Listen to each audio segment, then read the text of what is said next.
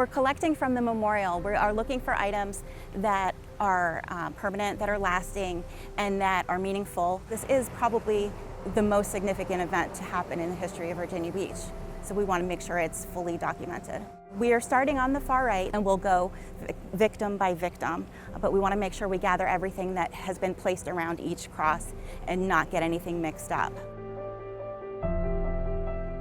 We're going to photograph the items and provide a flash drive to each family so that they can look through it at their own pace and privacy and select the items they want to keep. And then the rest of the items, the city is going to keep through the history museums, and we will provide stewardship of them. We are keeping things that are customized to the individual. We're keeping things that are very personal, things like religious items, things that have people's names on them. We tend not to keep things that are wet or moldy. For example, there are stuffed animals that have gotten wet just because it's so humid out. We don't really have a plan long term. Right now we're really just focused on the healing process and getting the items that the families want to them, including the crosses. And then we want to make sure that everything is clean and stored properly so that in the future, whether we want to have a memorial that's permanent, that involves these, or a museum exhibit or something like that, these will be available to us. We see this event as something that is historic in nature, and so we want to make sure that we provide as much evidence about it to historians in the future.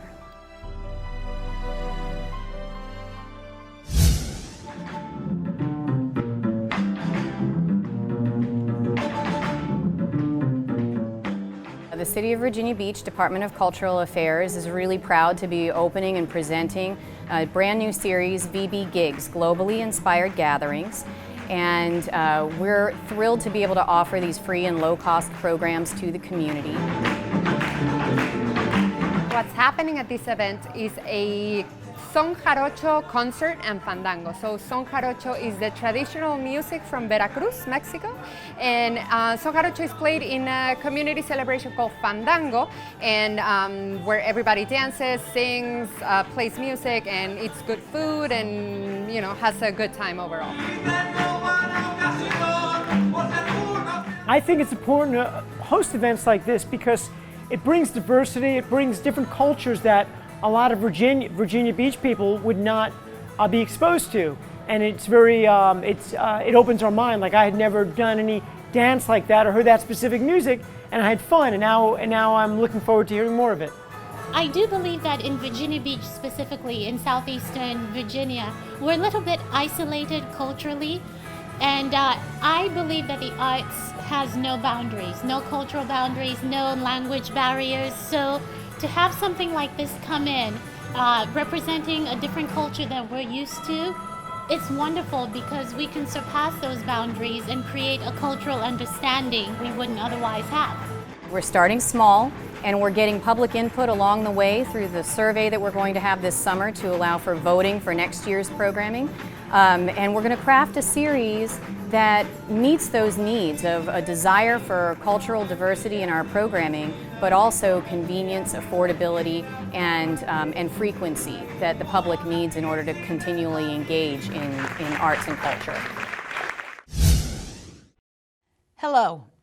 Before we get started with our next episode of VB 411, those of us who work on the show wanted to take a moment and remember our 11 colleagues and member of our community whose lives were tragically lost on May 31st, and the 4 who continue to recover. They were our co-workers, our friends, and our neighbors, all united in a common goal of making our community a better place through their work. There are not enough words to convey the loss we as a city have endured, nor to praise the first responders who heroically charged into the building that day. And through the pain and loss, our community came together. We are grateful beyond words for the outpouring of support to the families of the victims and those who work for our great city. Yet even in the shadow of a tragedy, our work as a city must go on. The water flows from the tap, the lights come on, the trash is collected, and so too, our show must go on. Our colleagues would expect nothing less of us. And with that, let's get back to work.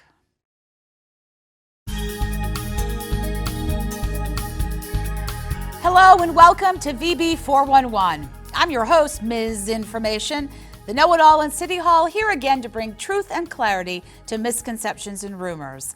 The topics of the day are all about our beautiful beaches. Some recent events have people talking about what activities are and are not permitted on our sandy shores. To get us started, there is one thing to keep in mind.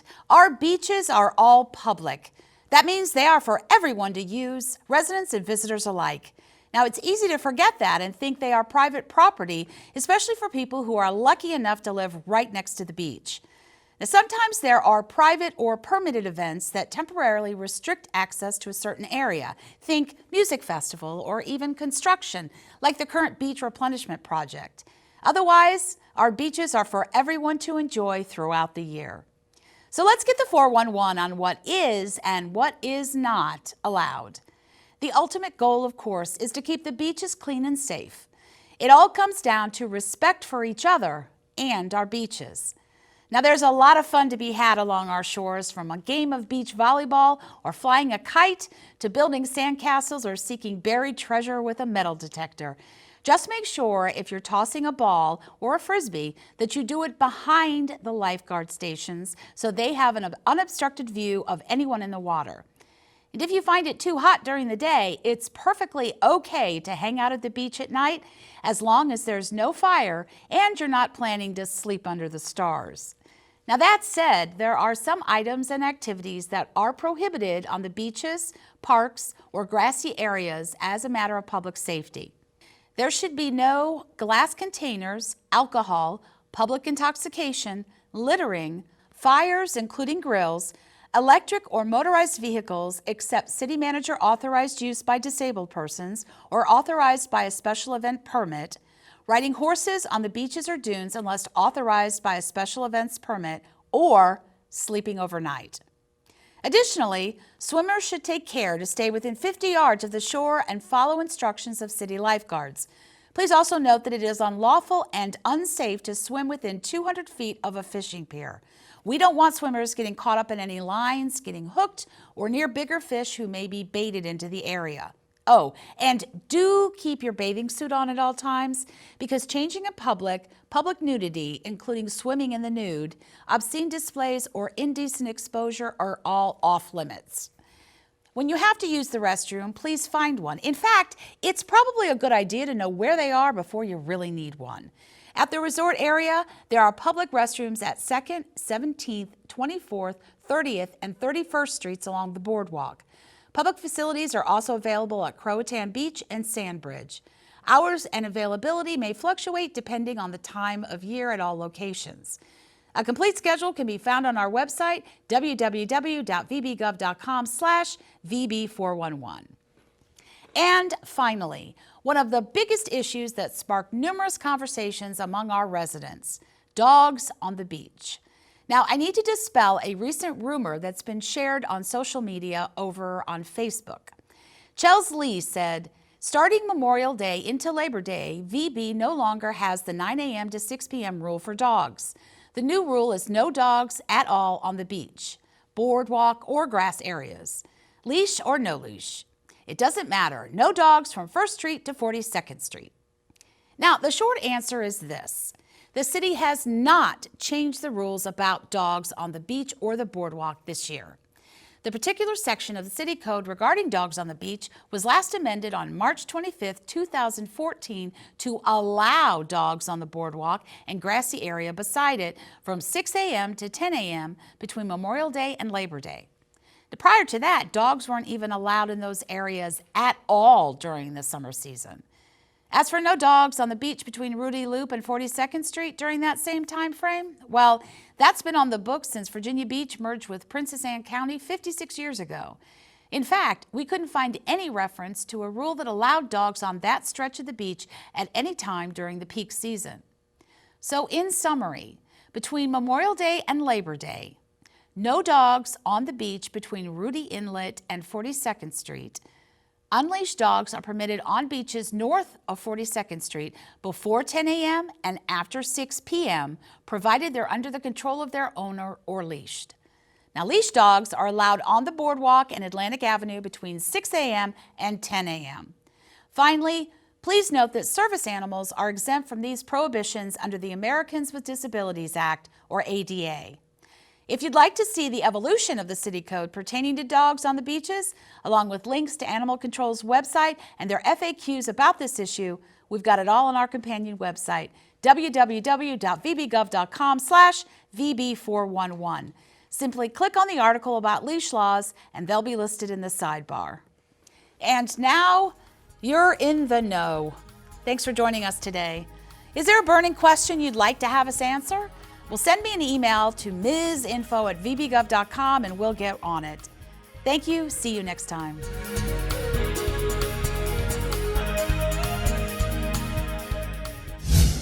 Today, Virginia Beach Parks and Rec is participating in the world's largest swim lesson event, which is to promote safety, to promote swimming lessons, because swimming lessons save lives. So we're hoping to get over 300 children swimming lessons today, and this event is worldwide. It's actually happening in 20 different countries, 5 different continents, all within 24 hours. This is the first time the city of Virginia Beach. The reaction from the kids is very positive. They love being a part of something that is worldwide. We tell them at the very beginning that it is happening all over the world all day today, and they get really excited about that. And it seems to make them want to learn more and to be a part of it. I think I'm going to learn today how to go under the water and do different and new things under the water. The little circle, little bullet thing, you can use that to save people when they're drowning. The lesson plan that was provided by the world's largest swimming lesson is very short and it's very simple. It starts off with safety, a lot of safety. We talk about lifeguards, we talk about equipment, we talk about life jackets, which is very important, especially in this area with a lot of people that have boats. Then we move on to being able to get in and out of the water, recognizing where the closest exit point is when you're in the water. So in order to prevent more drownings, the City of Virginia Beach is really trying to offer as many swim lessons as we can. It's really important that kids lose the fear of swimming and actually get acclimated and comfortable in the water, at least know how to save themselves and kick towards safety. With the area that we live in, there is so much water, not only the ocean and the rivers, but we have all these neighborhoods that have lakes in them. A bunch of the neighborhoods have swimming pools in them, and anybody can get into those swimming pools or into the lakes, and there could potentially be a very dangerous situation. So even the basic skills of learning how to roll over on your back and float or kick towards safety is very important.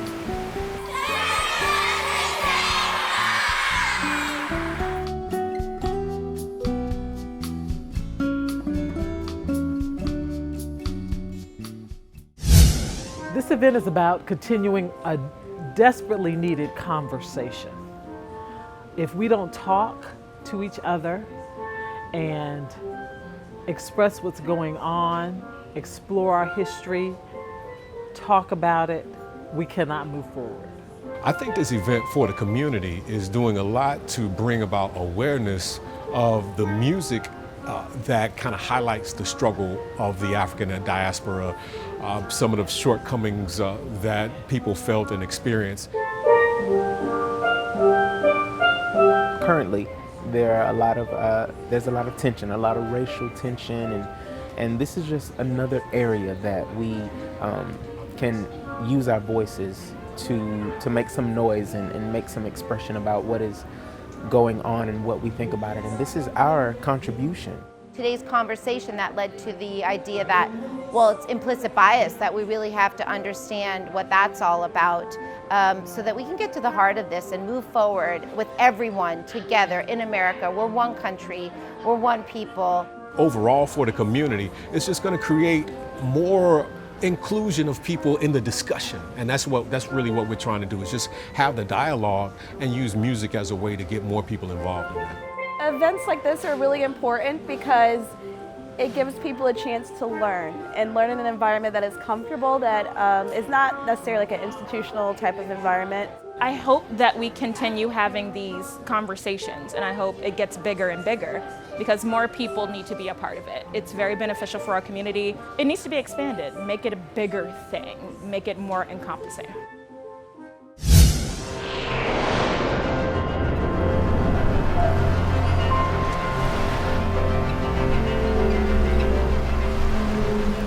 Welcome to Waves, Whales, and Trails, where we explore the year-round wonders of the city of Virginia Beach. Catching a glimpse of water wildlife can give you a feeling of awe. Throughout the year, the water can gift us with dolphins, seals, and even whales. You'll find that the waters are so rewarding, you may not want to head back to shore. If you like adventure, you can have the time of your life as you set out on a water wildlife boat tour offered by the Virginia Aquarium. As if the wonder at the aquarium isn't already enough, you explorer types get to kick the experience up a notch, head out into the coastal waters and see with your own eyes what others only get to see on TV. It's a treat for all ages to enjoy. It is such a beautiful day, and it's something you just can't pass up to see whales, and it's a very rare thing for me. So it's something I can see football or replays anytime I want, but whale watching, that may be once or twice in my lifetime.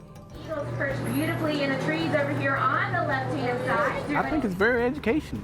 I mean, the host of the ship that we was on today, she was very good, explaining, why the mammals do what they do and how the baby ones follow the mom. I thought it was very interesting.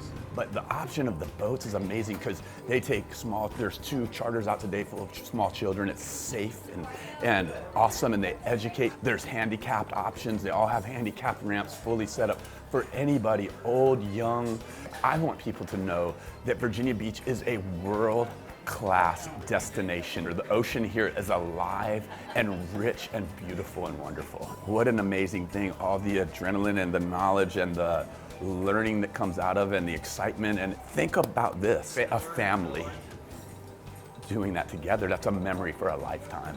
The Virginia Aquarium makes adventures both intriguing and relaxing, with comfortable and safe surroundings and knowledgeable crew that'll bring amazement and understanding of ocean life to you. So with my background, I grew up being an avid animal lover and ocean lover as well, so it's always been a characteristic for me. Year-round, we run trips, so we have dolphin watching that runs during the spring, summer, and fall. The spring and the fall can be spectacular times to see animals as well. People are surprised that we have seals, manatees that come through. Just the amount of diversity, not only with marine mammals, but reptiles such as those sea turtles, different species of birds. There's always something to see, and you do not want to miss it. There's something stellar on every single trip. For me, I've had the privilege of seeing a bottlenose dolphin being born out in the wild. That was amazing. I had my first experience with a leatherback sea turtle. These animals are the size of a small car, surfacing right there in front of the boat with school kids on board. So just getting a chance to experience those animals in their natural environment and being able to share those experiences with guests, we're helping to not only educate them, but also conserve the species, which is very important. Turns out I'm an explorer type. I truly had the experience of a lifetime, one you too can have right here in the city of Virginia Beach. See you soon on the next Waves, Whales, and Trails.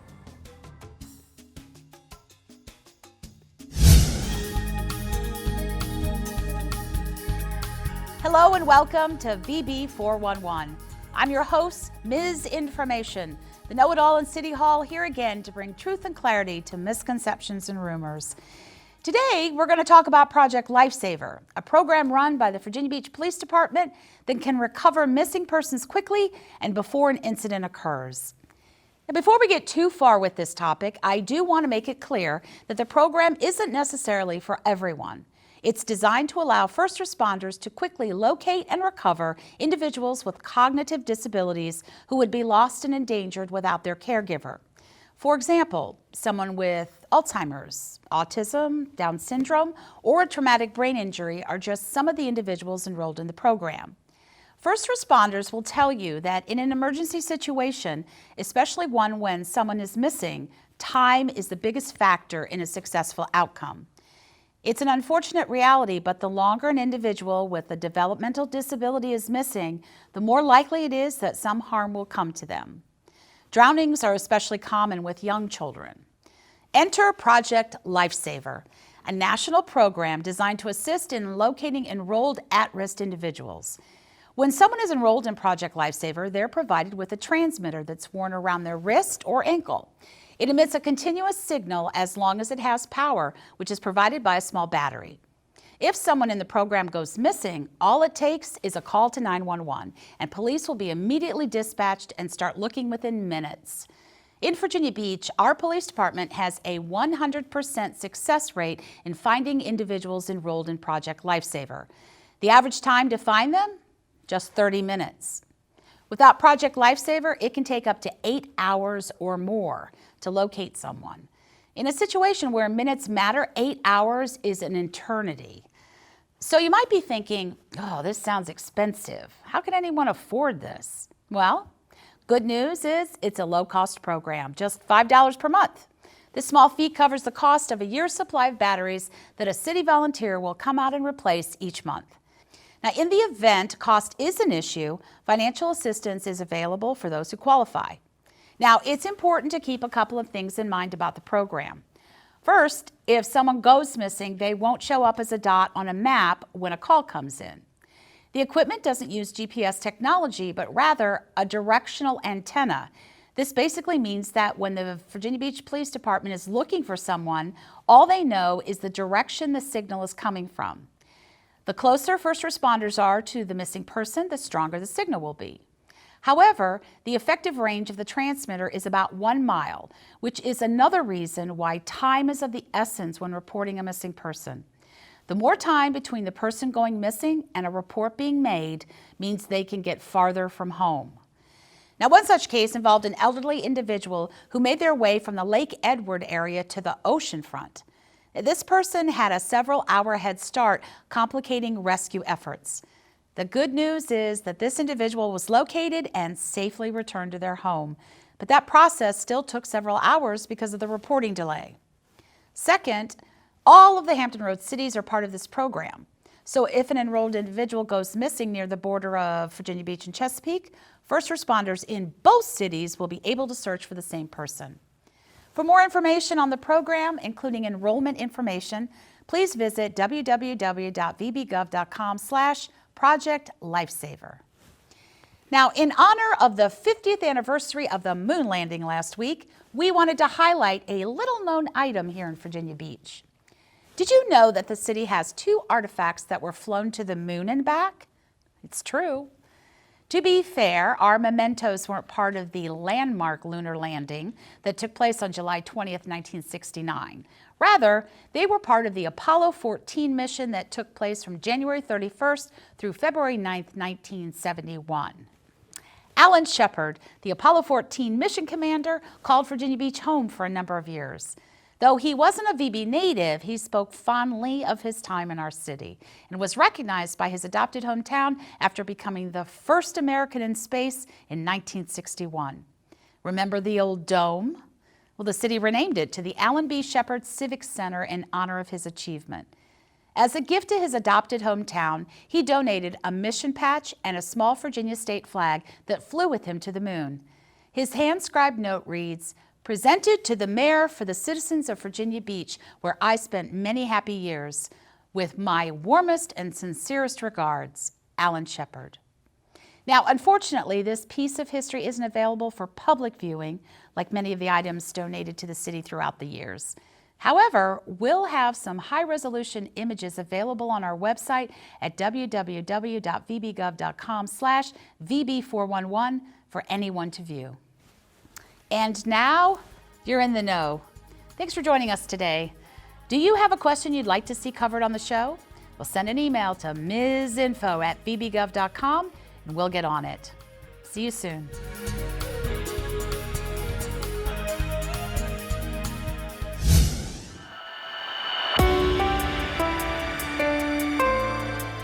In the last 3 years, I've probably been homeless for 2 years of it. So I was living in bus shelter over on Independence Boulevard. Actually, I was broke because I was supporting somebody else. I was in winter shelter from November till February. He had a lot of physical health needs. I have diabetes and I lost my right leg. He definitely needed to be seen medically. So the HRC clinic took over and he was hospitalized that day. This is the first state I've been to that has a homeless shelter like this that does as much as they do. Mr. Moyer presented with many barriers. So he is 100% experiencing homelessness. He had no financial agility at all, none. If it wouldn't have been for her, I wouldn't have known anything about it. Getting my DD-214s to show that I was in the Army, and there was a lot of stuff she got me hooked up with. They have integrated services. So they made sure that his food stamps were in place, made sure his Medicaid health care is in place. The first thing you say when you say to a client, we need to connect you to SNAP benefits, they begin to panic because the first thing they think, oh my gosh, now I'm going to have to go somewhere else. No. It's right here in this building. So we connected Mr. Moyer to our SROs, which are single room occupancies that are operated by Virginia Supportive Housing here at the Housing Resource Center. So he goes into his home now with access to food, access to medical care, access to many wraparound services too. We have a robust amount of services that we offer. With that, we have a lot of success. 95% of our residents retain their address in our permanent supportive housing. You know, there's no day-to-day worry about where I'm going to get my next meal at or where I'm going to sleep or if it's going to be cold. It's, like I said, comfortable now.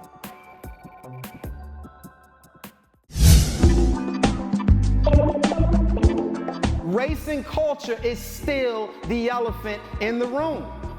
We're afraid of it. It's rampant, it's everywhere. Equity. So this is our Region 2 Equity Conference. This is the third conference that we've hosted. You know, we started off in Virginia Beach with about 800 people. Now we've grown to 1,700 people and it's back in Virginia Beach. It's an opportunity for all of the cities of Hampton Road to come together and to talk about a really important issue, which is equity. So today at the Region 2 Leading and Teaching for Equity Conference, our goal is really to equip attendees with the strategies and resources and the conversations they need to have with themselves as a reflective exercise, but then also with their students and colleagues to help all students succeed. The entire idea of hard work is, if you love what you do, you will never work a day in your life. It's really about reaching our leaders and the teachers that they have here to have a conversation about equity, but taking the approach of what's the leader's responsibility to ensure that we have environments that are built of love, environments that lift up the differences of all of our students. Obviously, academics will always be our focus, but there's a lot of hard work, as I said, that has to be done to ensure that the environment's right and that we're primed to do what's best for all children. The key piece of feedback from those conferences was, this is wonderful, but I need my teachers. So teachers, would you stand and let us welcome you to this conference?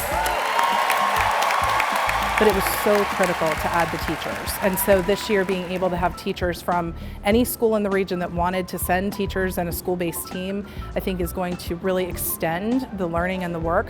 I think in all of our most vivid imaginations, we could see this growing even larger, perhaps partnering with a national organization to do a pre-conference at one of their conferences. But certainly, we're all just so empowered by this work. And so it's hard to imagine there couldn't be another one. I think that we need to stop inventing our own wheels, and we have found that we are better when we share our ideas with a larger pool of people doing the same work. We have different kids, but we have similar issues. And so working together regionally has made us all better. So the outcome 100% is that the leaders that are here with their teacher teams will plan for the upcoming school year and work to have turnkey opportunities to be self-reflective and to sustain environments, establish and sustain environments that lead to equitable opportunities for all students.